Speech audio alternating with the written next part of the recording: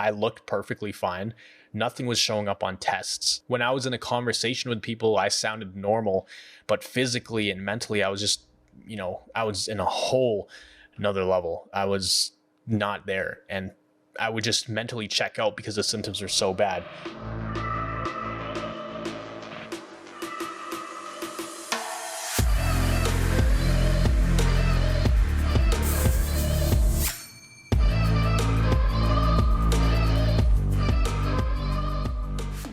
Hey Thrivers, how's it going? Miguel here from CFS Recovery. The topic of this video is, what does chronic fatigue syndrome feel like?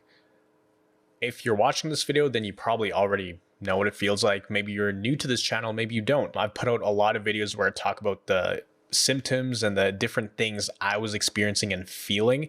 And, all the symptoms that we feel, it's not just things that people with chronic fatigue syndrome feel. These are things that people with fibromyalgia feel, people with panic disorder, people with Lyme's, people with MS. So that's why it's really hard to distinguish and actually get diagnosed with chronic fatigue syndrome. Most doctors don't even know what it is. They've never heard of it before.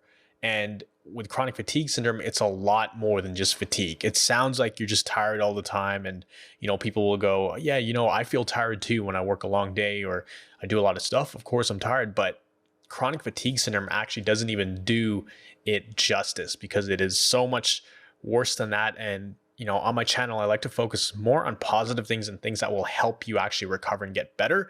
But I wanted to make this video just so people know that I understand what you guys are going through. Like, I get it. I was there. I felt the exact same thing you guys are going through. And I've been on probably the worst of the worst spectrum that you can imagine. But I'm just going to break this down. Basically, there are different types of symptoms and different types of, drawbacks and things you suffer from when you have chronic fatigue syndrome or panic disorder or, anything where there's an imbalance of the nervous system. That's really what it is. That's the problem, is the nervous system is way too overstimulated. So there's the physical symptoms and then there's the psychological or mental aspect of things. So let's focus first on physical. The physical, that can also be broken down into, I'd like to say, two different categories, which is pain and fatigue. Now, on one hand, you have pain, other hand, you have fatigue. On the pain side, there can be so many different symptoms, so many different, physical sensations that you're feeling. You could have headaches, migraines, burning sensations all over your body, which is a common complaint with people who have fibromyalgia. There's cold extremities, sensitivity to different temperatures, inability to get deep sleep. And I'm actually going to read off the list of things that I was experiencing. So let me go get that list. I have a piece of paper here that, we pretty much took notes when I was at my worst, just trying to figure out what was going on. But essentially my daily symptoms: brain fog, sensitivity to light and sound. My circulation, I always had cold feet and cold hands. Dizziness, chest pain and breathing, always shivering, sensitivity to temperature, racing heart rate, palpitations, shortness of breath, exhaustion, sleep disturbances, migraines, weakness in extremities, vertigo, blurry vision, ringing in ears, inability to look at screens and concentrate for long periods of time. And there's a lot more things. These are just what's on this specific piece of paper right now, but that's like on the pain side. Fatigue side, yeah, you heard what I said, just complete exhaustion to the point where sometimes I felt like I didn't have enough energy to breathe, which was very scary. That's probably one of the scariest things I experienced, is I felt like I didn't have enough energy to draw breath. So that's more so on the physical side. The mental side was like a whole nother world. Lots of brain fog, concentration issues. I used to get like very vivid, strange dreams, almost as if I would travel outside of my body. It's weird. Anxiety, mood swings, things like that, feeling like you're in another dimension. So there's like depersonalization. I didn't even know what that was until a few weeks ago. I came across some YouTube videos about it. But, the anxiety was really bad. Just fearing every single thing that you do and really having to overthink and be careful about every action. Standing up too fast, going to the washroom too many times per day. Are you eating too fast? Are you going up the stairs too fast? As well as the mood swings, right? It was completely unpredictable, especially with adjustment periods. You go and do something and then all of a sudden you feel like crap and then you're not in the best mood. Then, you're snappy, you're upset, you're angry, then you're happy, then you're sad, then you're excited. It's such a roller coaster. Somebody who described it really well was Toby Morrison, and he describes it as you essentially feel like you have the worst hangover ever. You feel like you just ran a marathon, and you also feel like you have the flu, and you feel like you've been hit by a bus, and then multiply that by 2 or 3 times. That's what chronic fatigue syndrome feels like when you're in a bad crash. And I think that is so true. You feel all of those things. You feel just sick, like you have so many symptoms you can't even count. Now that usually happens when you get to a really bad state. Some people aren't that bad and they're able to somewhat function throughout the day, or maybe they've been bad before and they're a little bit better now, but essentially that's really what it feels like. And if you are feeling all those weird things, then just know that you're not alone. There's a lot of people like myself who experienced it and come out the other side. And there's a lot of people going through it right now. In our private Facebook group, we have over 200 people right now and counting. Most of them have these exact issues. Not everybody's going to experience all of these things, but they experience a lot of these things, especially the psychological side of things, the anxiety about symptoms, the brain fog is huge. And that's essentially what it's like. You know, you never really get a break when you're feeling something like this. There's no time where you're like, oh, you know, I feel great today. There's always something lingering. Obviously, you have better days than others, but that's essentially what it's like. That's, you know, it sums up chronic fatigue syndrome, or, you know, people with fibromyalgia have said the exact same thing. Like, these are the symptoms they feel, especially the burning sensations on the skin. For the longest time, I was convinced I had fibromyalgia or that I would never get better. People get diagnosed with different things. Like, my doctor actually diagnosed me with panic disorder, but he was saying these are pretty much the exact same symptoms as these other issues, like chronic fatigue syndrome. People just have different labels for it. And I think people put themselves into this box. Oh, I have chronic fatigue syndrome. Oh no, I have adrenal fatigue. Oh, I have fibromyalgia. And they almost identify as those people, when in reality, it's like a nervous system issue, a nervous system disorder. And I mentioned it in so many different videos. I actually just created a video up here that talks about that and goes more in depth. But I just wanted to share that with, you know, people who don't really understand what it's like. You know, me, I didn't always have, you know, the support of everybody around me when I was first getting sick, because people thought I was going crazy. People thought it was all in my head. Even family members, like, they didn't realize how serious it was. And I don't blame them. I looked perfectly fine. Nothing was showing up on tests. When I was in a conversation with people, I sounded normal, but physically and mentally, I was just, you know, I was in a whole another level. I was not there. And I would just mentally check out because the symptoms were so bad. And for people, you just have to eventually understand that they probably will never understand what it feels like.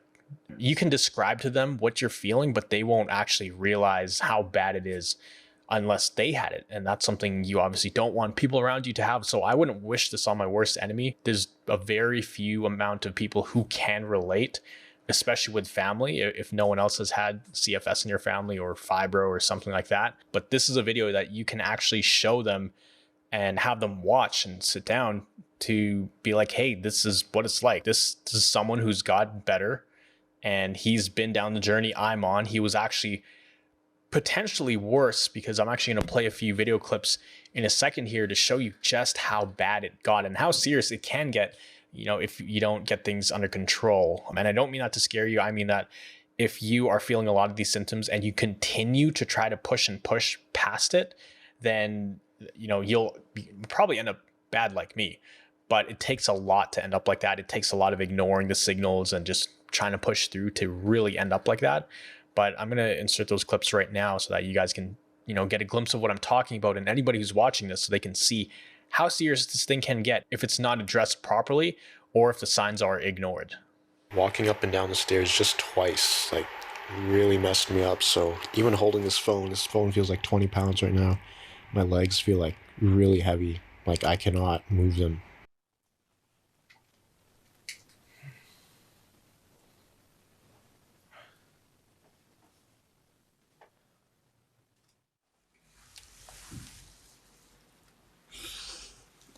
Money.